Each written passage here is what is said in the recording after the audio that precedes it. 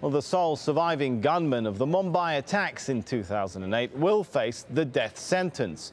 That's been confirmed after an Indian court upheld an earlier decision to execute him.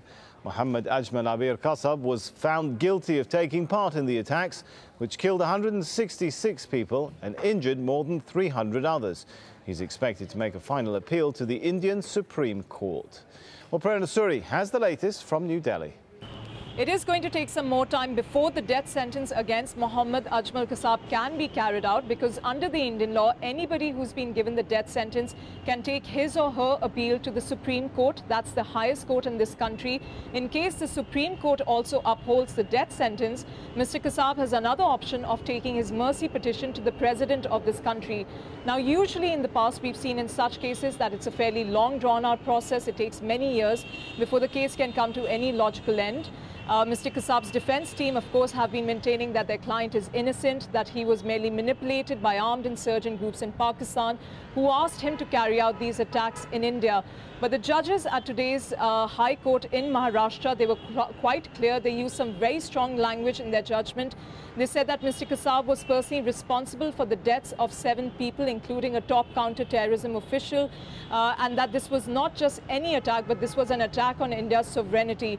Mr. Kasab, who wasn't at the court proceedings at that time, he was actually watching all of this from his prison cell via video conference, didn't visibly react when the verdict was read out. Emergency talks will be held in Indonesia on Tuesday to try and calm the simmering dispute between Thailand and Cambodia over an 11th century temple. Well, Veronica Pedrosa has more now from our Kuala Lumpur Broadcast Centre. Veronica. Hi, Sammy. Thanks very much. Those countries may use these special ASEAN talks to ask for observers to be stationed at the disputed site. A reported ceasefire is holding following weeks of deadly military exchanges, but as Wayne Hay reports, soldiers seem to be digging in for the long term. The guns have fallen silent. In recent weeks, these Thai soldiers were engaged in fierce battles with their opposites from Cambodia, just a few hundred meters across the disputed territory.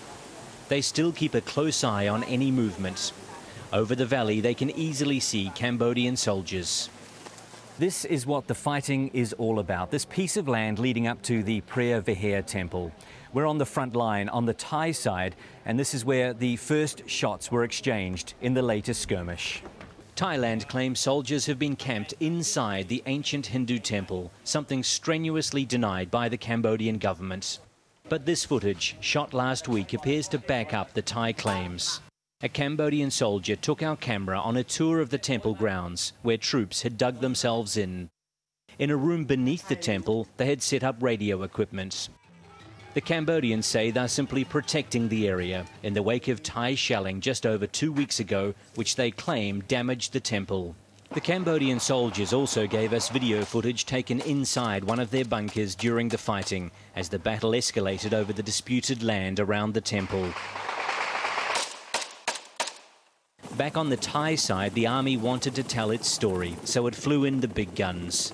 Military representatives from various countries came to the border region to hear Thailand's explanation for the upsurge in fighting.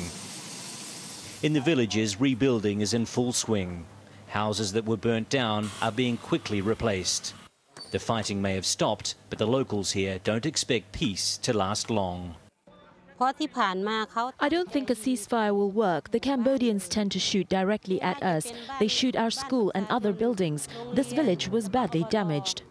The local school, it's not just buildings that have to be repaired, also the confidence of the children.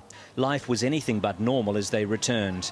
They were greeted by armed troops and a gaping hole in the roof of the main building, left when the latest clashes broke out.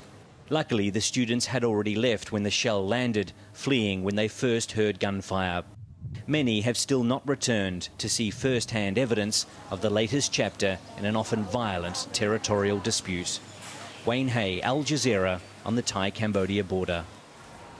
New Zealand's urged the United States and Australia to, quote, dramatically step up efforts to stop illegal fishing in the Pacific.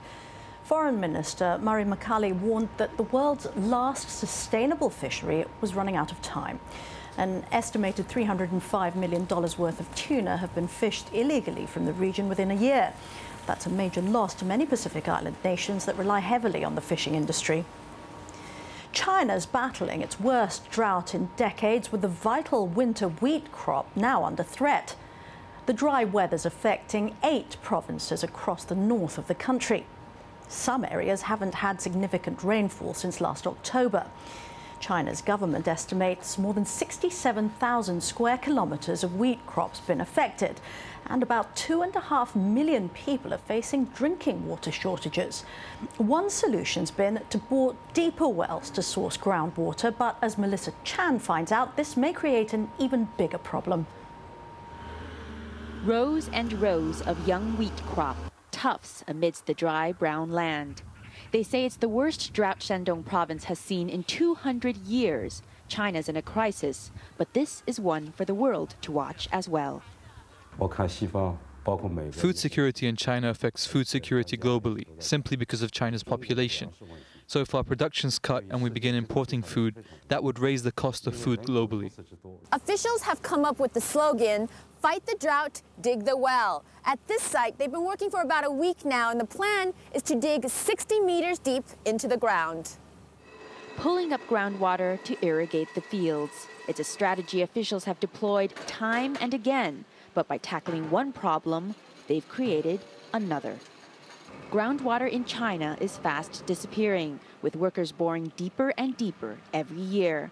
Depressions dot the North China Plain here, where the earth floor sinks into former water cavities. Combined with the fact much of the water in the country is polluted, that leaves very little fresh water for farmers to use and people to drink. Farmer Kong Ling-he did not wait for the government to step in, but in desperation dug his own well to save his wheat crop. In the beginning, I could pull water up every 2 days, then every 15. There's less and less. After this, there is nothing else. When water tables fall, springs dry up, rivers stop flowing, and lakes disappear. The well-intentioned efforts here will actually dig China into a deeper hole. Melissa Chan, AlJazeera, Shandong Province, China. Well, Li Yan is a climate change and energy specialist with Greenpeace China. She joins us now from our bureau in Beijing. Thanks very much indeed, Li Yan. We've seen this dreadful drought. Just a few months ago, we were reporting on a dreadful flooding in southern China. Can you make the link to climate change for us? Yeah. China is not stranger to extreme weather conditions like floods and droughts and heat waves and typhoon. But over the past years, the extreme weathers are becoming more and more frequent, and it's becoming more and more intense. I mean, that's related with the bigger background of global climate change, the global warming issue, which is actually making the already making China in an even more dangerous condition, having more and more disasters. And over the past years, Greenpeace has witnessed bigger typhoon and floods and droughts across the country. So this one is worse in two